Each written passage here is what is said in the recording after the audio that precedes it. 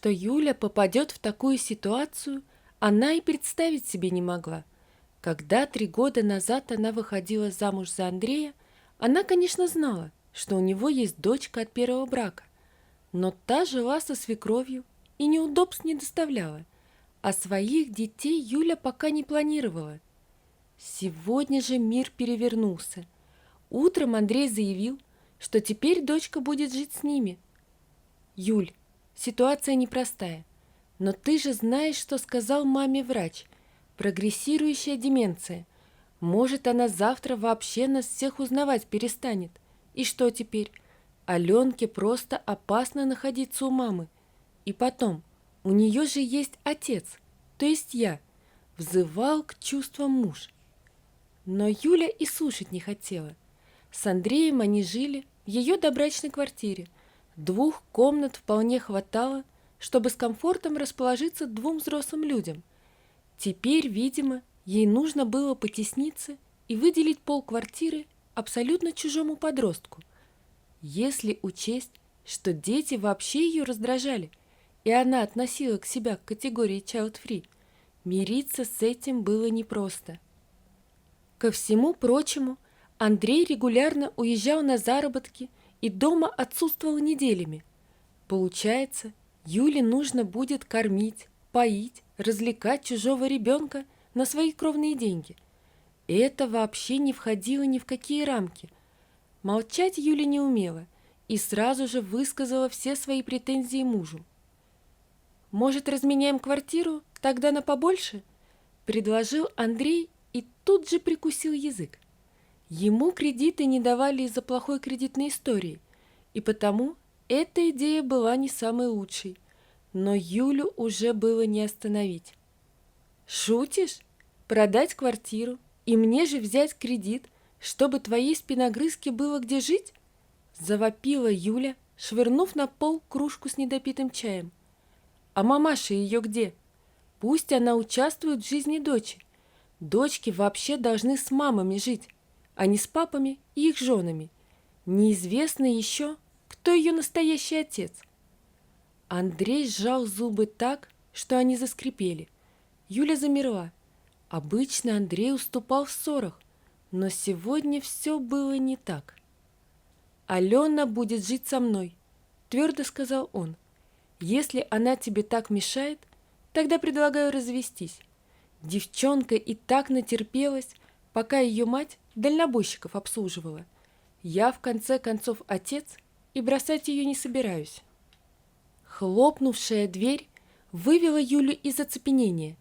Неужели он и правда притащит сюда дочь? Разводиться с любимым супругом она не хотела. Андрей был хорошим мужем, без вредных привычек и с достойным заработком. Юля в свое время долго не выходила замуж, перебирая кандидатов на руку и сердце. В итоге вышла почти в 35 за настойчивого и обходительного Андрея. Он покорил ее своей фирменной яичницей с грибами, а уж когда сделал в квартире ремонт, тут сомнения отпали сами собой. Да и полюбила она его. Что уж тут говорить. И любила так сильно, что и думать не могла о том, чтобы развестись. Весь вечер Юля была сама не своя. Она даже не представляла, как вести себя с новоиспеченной падчерицей. На всякий случай даже позвонила маме, посоветоваться. «Приволок все-таки», — заворчала мать. «А я тебе всегда говорила, зачем тебе мужик с довеском? А ты все, других нету, люблю. Ну, вот и ухаживай сейчас за его дочуркой. Нет, чтобы своих родить. Она тебе и спасибо не скажет. Ты ж не мамонька родная». После разговора Юля раскисла окончательно. Она не знала, на какой совет рассчитывала, когда звонила маме, но уж точно не на такие слова. Когда входная дверь хлопнула, она даже решила не выходить из спальни. Пусть Андрей сразу видит, что его дочери тут не рады. Юля была уверена, можно было найти и другие варианты, чтобы пристроить дочь. Даже если не получается найти загулявшую бывшую жену, то уж ее маму можно отыскать без проблем. Старушка наверняка живет на старом месте и с удовольствием приняла бы пожить родную внучку. «Привет! Ужинать с нами будешь?» Миролюбиво заглянул в комнату муж. «Я с Аленкой. Выходи, познакомишься». Юля вздохнула. В конце концов, подросток не виноват в том, что взрослые не могут разобраться между собой. Дочка Андрея оказалась маленькой и угловатой. Она совершенно не походила на 15-летнего подростка.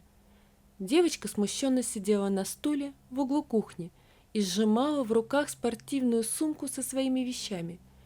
По-видимому, она догадывалась, что Юля ей не рада, и потому с надеждой поглядывала на отца. «Вот, Юля, это моя Аленка. Ален, это тетя Юля». Волнуясь, словно школьник перед экзаменом, пробормотал Андрей. «В общем, пока, думаю, место тебе обустроим в гостиной. Там и стол есть, уроки делать. В школу завтра схожу, документы отдам». Утром Андрей и правда ушел отдавать документы на перевод в школу, а дочка осталась вместе с Юлей. За завтраком женщина бесцеремонно оглядела девочку. Она казалась Юле лишним напоминанием того, что муж раньше любил другую, а может, любит в глубине души до сих пор. Как назло, Алена была мало похожа на отца.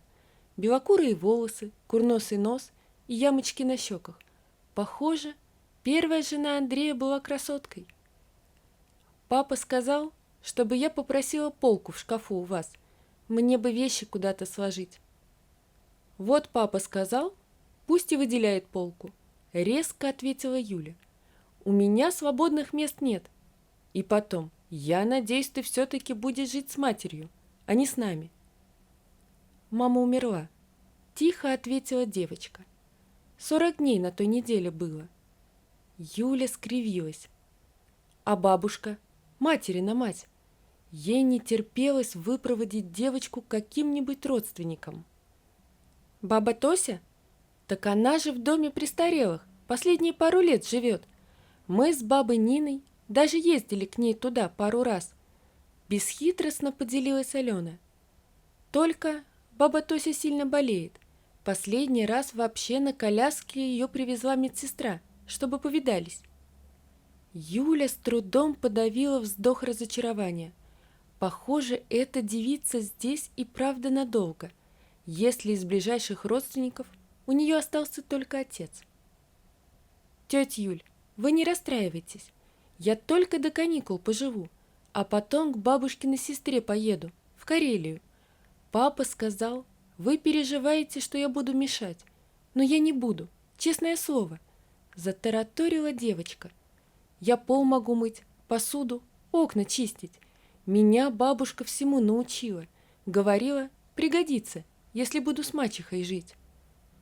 «Живи, мне-то что?» — дернула плечами Юля.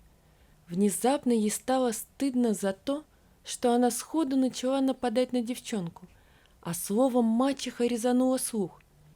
Нет, она не собиралась, чтобы ее называли мамой, и ей это не нужно. Но мачеха — это слово заставляло сразу вспоминать сказки из детства.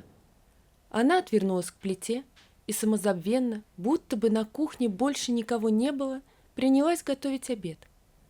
Спустя час вернулся довольный Андрей. Обойдя 4 ближайших школы, он отдал документы в лицей.